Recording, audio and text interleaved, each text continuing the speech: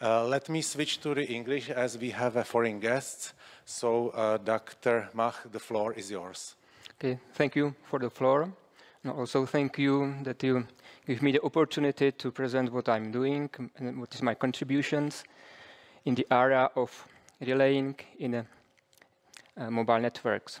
So first, I would like to give a little bit background on relaying, what is the motivation, what are the advantages, and also I will outline evolution of relaying. Then I would like to focus a little bit more on a very interesting concept of relaying, which is called device-to-device relaying. And also I will tell you about some use cases and applications of relaying concept. After that, I will conclude this talk and also outline several potential future research directions that I would like to embark on in the next month and years. Okay, so actually the relaying itself is not so new concept. It's widely used in ad hoc networks and wireless sensor networks. But in case of mobile networks, it was introduced, this concept, for the first time during the evolution of 4th generation of mobile networks. And what are the motivation why we need to introduce this concept into mobile networks? So there are actually two main problems.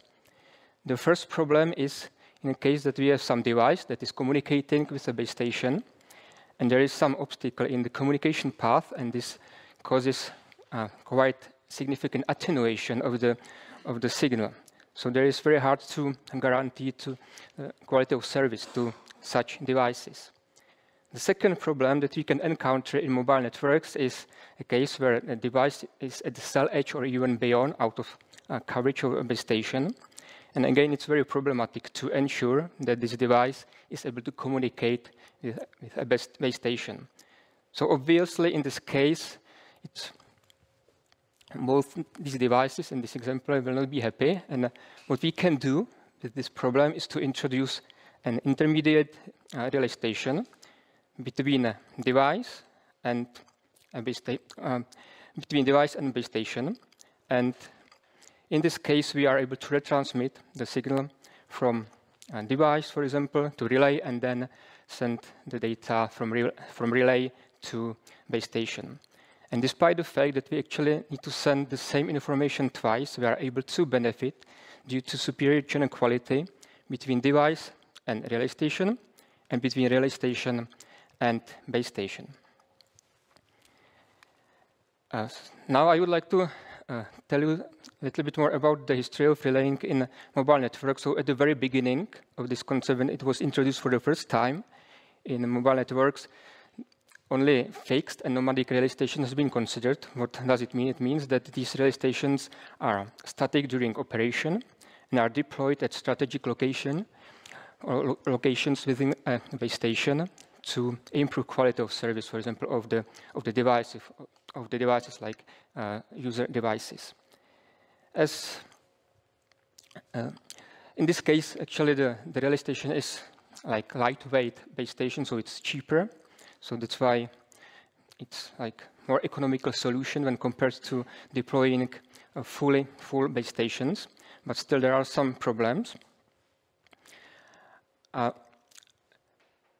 After several years, another new interesting concept how to implement relays into mobile networks is to mount relay stations at some public transport vehicles, like trams, trains, buses. And in this case, these relay stations can help to relay data between devices and the base station. And top of that, also, these devices can actually act as like kind of hotspots for users on board of these devices. Another interesting option how to enable relaying in mobile networks is going hand in hand in a very quick development of drones, of UAVs, and we can even, in this case, mount the relay stations at these flying objects, and again exploit these UAVs as relays between devices and base stations. And the last type of relaying I would like to talk about is so-called device-to-device relaying. Why device-to-device? Because it's actually based on the concept device-to-device communication, which enables like direct transmission or exchanging of data between two devices without need to go through a base station. So of course there are other concepts that allows device-to-device communication, like in Wi-Fi, in Bluetooth, for example. But in the case of device-to-device communication, you are able to ensure quality of service, which is the most significant benefit of device-to-device relaying. And now I would like to focus on the last type of relays, device-to-device relays, and I will tell you why. Because there are two main advantages of this concept, and I compare this to other types of relays. The first one is that there is actually no or very minimal cost at the side of the mobile operators, so they may be willing to apply this concept in their networks. And the second very interesting benefit is that there is actually a lot of potential relays that can be used. So we have a lot of options how to choose relay, which relays is the most beneficial for users or user devices, and so on. Of course, there are some challenges that need to be addressed. So there are challenges that are related to radio resource management, including allocation of radio resources, allocation of transmission power, or relay selection.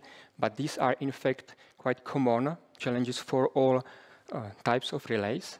But what is unique in case of device-to-device relaying is a problem of motivation of users to relay data for some strangers.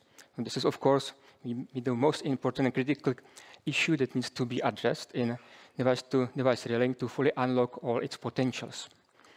So actually, there are many ways how to motivate the users, spanning from some bandwidth exchange strategies, token-based strategies, and so on. But all these have some drawbacks. So if you are more interested in this topic, I would like to refer you to our paper where we comprehensively summarize and compare these approaches, and we also show how the challenges are solved. But now I would like to talk a little bit more about how we try to, or how we propose to motivate the users to relay data for others. So let me give you a very simple example with just two users. One user, let's denote like cell edge user. This is the user who's looking for some potential relay to retransmit his or her data to the base station. And the second user, let's talk about potential relaying user. And the first incentive that we would like to provide is to ensure that both these users are able to increase their capacity if relaying is applied. So to this end, we can relatively easily derive relative gain in terms of capacity for both these users. And by relative gain, I mean like a ratio of the capacity with relaying to the capacity without relaying. So this is for the cell edge user, the first one, and we can also derive relaying gain in a similar way for relaying users. And again, it's like a ratio of capacity with relaying and capacity capacity without relaying. And in fact, there is a trade-off between these two gains, because if we increase the gain of the, for example, cell edge user, we decrease gain of the relaying user and vice versa. So we need to find some bounds how to make resource allocation in a way that both alpha and beta are like above 1, which means the case where we are able to increase capacity. And this is illustrated at this figure. We are trying to be in this area where actually the alpha, which is the gain of the cell edge user, is higher than 1, and beta is higher than 1. So we are trying to be on this line. This is like a feasible operational region where both users are able to benefit. The thing is, of course, that not all users may be just motivated if we say that we are able to increase their capacity. And there can be another way, which can be more interesting for some of them. And this is actually a reduction of energy consumption, which is a very relevant topic. We encounter this problem on a daily basis, that we need to recharge our smartphones, for example. So I think that this is a very good way how to motivate users if we can offer incentive in a way that we are able to decrease energy consumption. And how to do it? We can actually sacrifice, I would say, part of the relaying gain in terms of capacity and transform it into gain in energy savings. And how to do it? We can adapt allocation of transmission power, and to this end we can define actually bounds on like upper bound and lower bound on transmission powers. And in case of the upper bound, it's a case where actually we are trying to maximize capacity. So you can see that there is a parameter alpha, which represents the relaying gain I was talking about. And in case that we keep this gain, we maximize capacity, but we are not able to further decrease energy consumption. And the lower bound corresponds to the opposite case. We actually set the transmission power to such value that we ensure that there is no gain in capacity, but we can achieve maximum savings in the energy consumption. So we are somewhere at this area. So this can be done for both users. For let's assume the simple case again for salvage user and also relaying user. We can again find some upper and lower bound on transmission power, and we can play with this adaptation of the transmission power to find the compromise or to make the user most happy, which is actually the objective. Now let's talk about some selected results to show the performance gain of our proposal with 3 baselines. The first baseline is actually a case without the relaying, and then we also compared the results with 2 state-of-the-art schemes. And we also investigated 3 cases. The first case is denoted as upper bound, and this is actually the case where we are able to maximize the capacity. So if you remember the triangle, I was talking about a trade-off between a relaying gain of the salvage users and relaying users. So the upper bound can be achieved if we maximize beta and set actually gain of the salvage user to 1. So this is not like a realistic case because it doesn't make sense to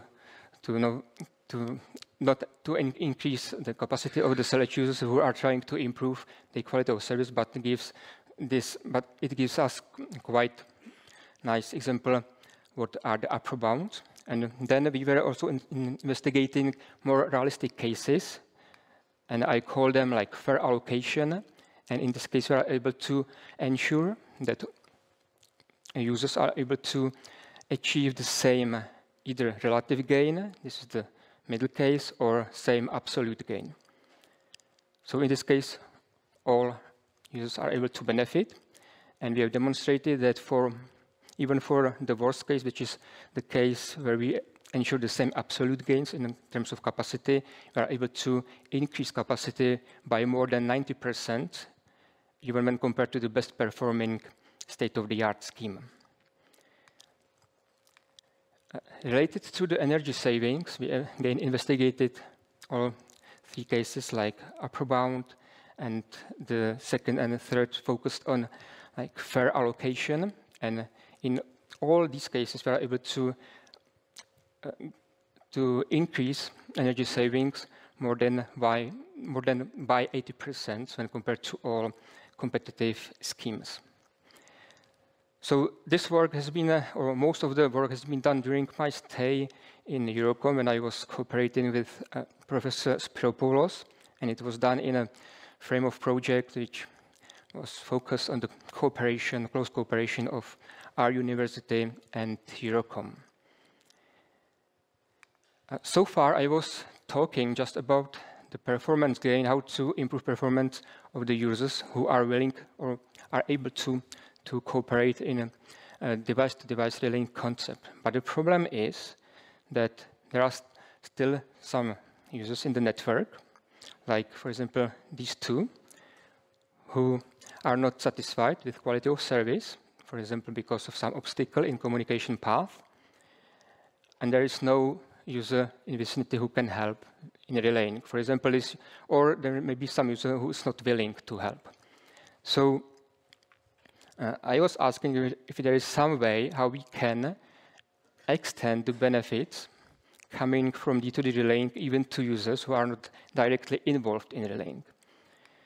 And to this end, we had proposed a resource allocation framework with main objective to get some additional resources that can be allocated to users who are not able to create, for example, D2D pairs and exploit or enjoy the benefits of the relaying. So to this end, there are three proposed mechanisms. I will not go into the detail of each mechanism, but like I said, the main objective is to get some additional resources to allocate these resources to users who are not able to, or who are not happy with quality of service, for example. So the first case is that we are trying to reuse some of the resources to make the utilization of spectrum more efficient. The second mechanism is based on taxation principle, which is in which case we can tax some of the resources that are like earned from the relaying and give it to the users in need. And the last mechanism is about selling or giving the resources to user in need.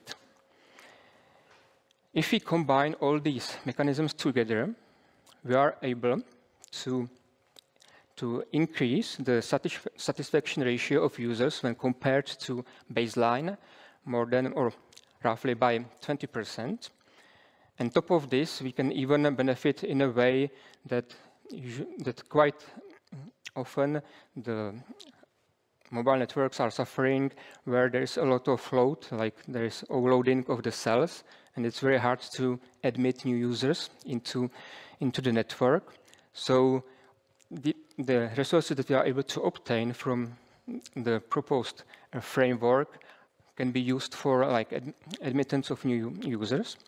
And we have shown that if you again combine all these mechanisms together, we are able to admit up to 30% of new users into the network.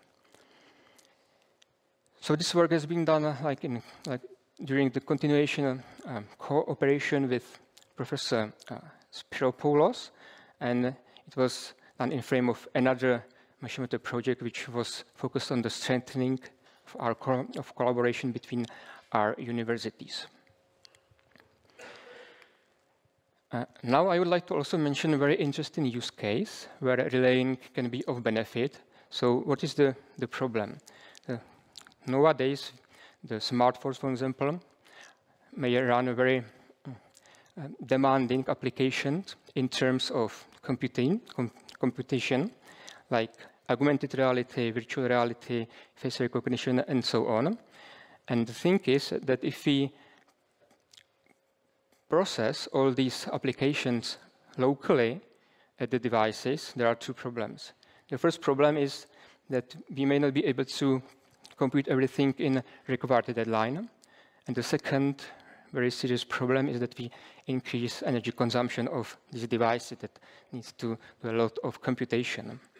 So what we can do, we can introduce a concept which is known like mobile or multi-access edge computing, and we can take the computation from a device and make the computation at close edge server, which is in vicinity of this device. And this way we are able to both address the problem with the latency and also like save battery of the devices. And in fact, we can improve the offloading of this computation to the edge servers by means of relaying, where we can introduce one or even several relays in the communication path. And we are able to make the communication aspect of this offloading more efficient in terms of, for example, energy, or we can increase the number of the tasks or percentage of tasks that are like processed in a required deadline. So if if we look at this figure, so in case of local computing, you can see that the performance is very bad. We are not able to finish it, actually no tasks or just a limited number. And in case that we introduce the offloading, this is the green curve, we are able to get better results, but still not so good. And if we introduce the relaying, these are these curves, so we can improve a lot. And we have investigated several relaying cases. For example, that there can be just one relay, two relays, different relaying mode, and of course the benefit is a little bit different, but the bottom line is that we are able to significantly improve the performance if we use relaying concept. And regarding the energy consumption, again, we can see that if we use multi-op relaying, especially if we use more than one relay, we are able to significantly decrease energy consumption.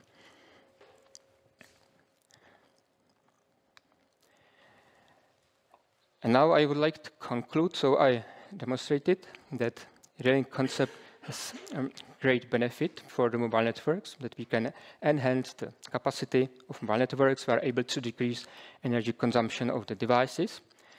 And of course, there are still many ongoing challenges that need to be addressed that are related to the radio resource management, and in case of device-to-device relaying, like I mentioned, the most important problem that we need to tackle is actually the way how to motivate users to relay data.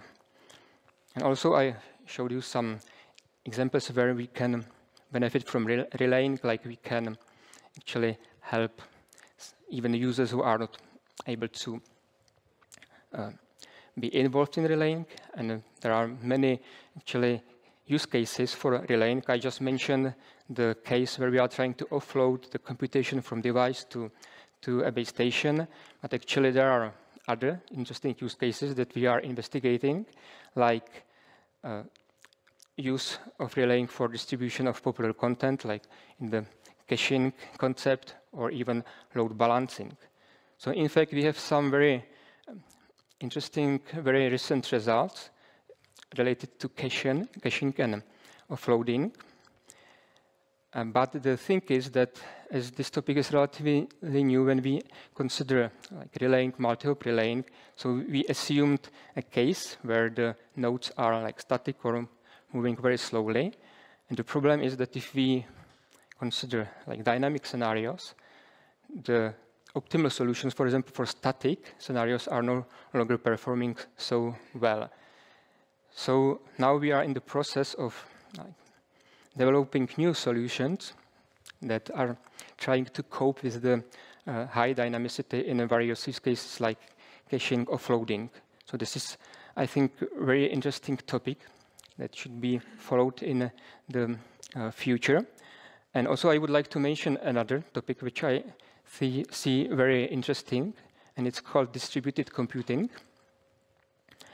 So distributed computing has many applications, like in online gaming, in processing of large data sets, and so on. And the problem in distributed computing is that we actually need to send a lot of data through communication links. There is a trade-off between communication and computing. And there is a lot of going on regarding the communication, because we need to distribute the computation to computing servers, then we need to somehow collect the results, then we need to distribute the results to some end users. And there is a lot of going on regarding the computation. And I believe that the inclusion of relaying can be like a game changer in this distributed computing paradigm. And in fact, I plan to work on this topic with Professors Elia and Malak, who are experts in this domain, but they are more focusing on the computing part. So I see some nice overlappings with what I'm doing. And the last topic I would like to mention is a very interesting paradigm. It's called semantic or goal-oriented communication. And the thing is that up to now, most of the research was focused on the maximizing of capacity, and we were trying to reach Shannon capacity, Shannon limit. But because of huge increase of data that are being sent over wireless links or in general communication links, even if you reach the channel, we are not able to cope well with this increase. And here, what we can use is semantic communication. And in this case, we are actually more care about the meaning of the data. So we are trying to extract the meaning and then send reduced amount of data. So we are able to significantly minimize the amount of data, and this also results in energy savings. So this is another topic that I would like to follow. And actually, I didn't mention it, but there are many use cases, and one of these is, for example, for control processes in factories, and we are cooperating with Bosch company on this topic. So thank you for your attention. And now, thank you very much for a hot topic lecture on radio resource management for relaying in future mobile networks. And now I open a floor for the discussion. Professor Svoboda. Excuse me. Sorry. I'm sorry. Sorry, if I may have two questions. First one, I apologize for my ignorance at the electrotechnic faculty, but I still do not see why is it energy efficient. I mean, the relaying, from my assumption is that the relaying costs much more energy than, you know, being just in standby mode. So where does the energy savings come from, actually? So the relaying is able to improve the channel quality. So for example, let's assume the case where there is some obstacle which significantly affects the communication link, and we need to dedicate a lot of power, for example, or time to transmit the data. But if we can avoid or oblige this obstacle, we are able to use much more efficient communication because we have better channel quality. Okay, this is what I thought. This is actually the only explanation I was able to come up with. But I somehow had some, doubts whether the savings, it's really that important that overcome the problems of having the devices on relay. So, but okay. And the second one, I do not understand how you establish the topology of the network on the fly. So the devices within one cell, they are sort of blind. They do not know about the positions of the other devices. Yeah. So this is actually done within the concept of device-to-device communication, which is fully controlled by base station. And base station is aware about the situation in the network. And actually, there can be a problem of high signaling because we need to obtain a lot of channel qualities between all the devices. But this can be actually predicted in quite accurate way. So if I understand well, the base station essentially knows about the signal strength of the individual devices, and sort of if a device is in trouble having no signal, then the base station is the controller who decides about the relaying device. Exactly. Okay, thank you. Děkujeme. A profesor Železný. So I'm going to give you a little bit of a feedback from the point of view of a non-insider. So it's very important to realize that here you're speaking to people who can be expected to be intelligent, but not necessarily insiders. So from this point of view, I wasn't very much happy with the intro slides of your talk. So I don't think you ever defined what relaying is. I mean, you said how it's motivated, where it came from, but you never made a clear statement such as relaying is defined as, or am I wrong? Maybe I overlooked something. Yeah, like I mentioned, the relaying is about the transmission of the signal between two nodes, and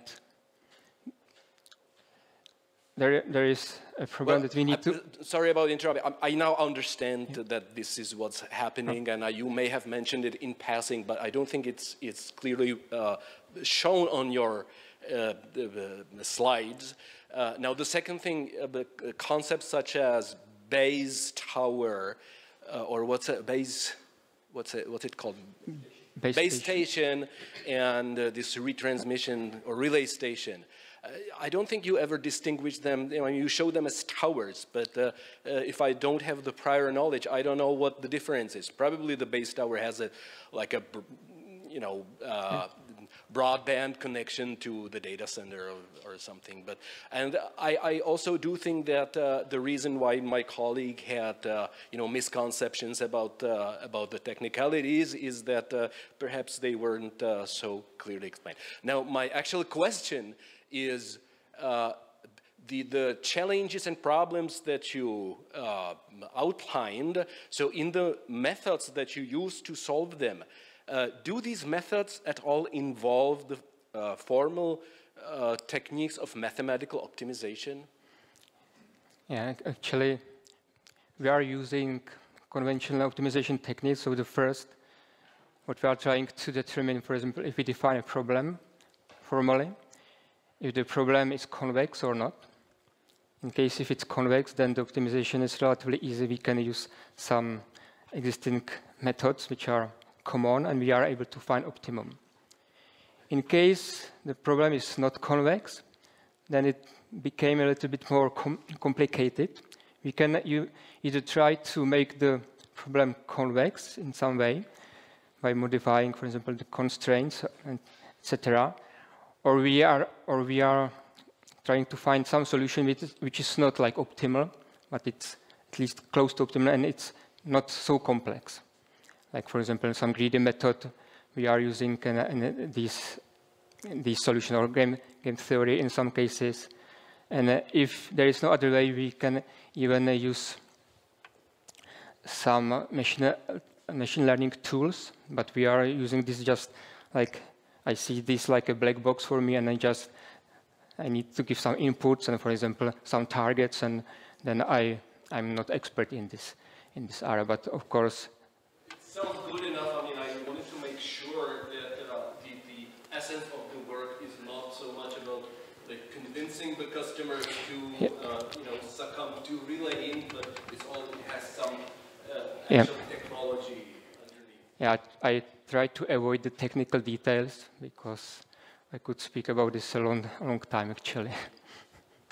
Professor Lobecký. I have a question. When I look on your presentation, and actually on the globe you have there, this reminds me relaying of device to device when devices are playing, no? When they are queuing and flying over Pacific, if you look at the flight radar, no?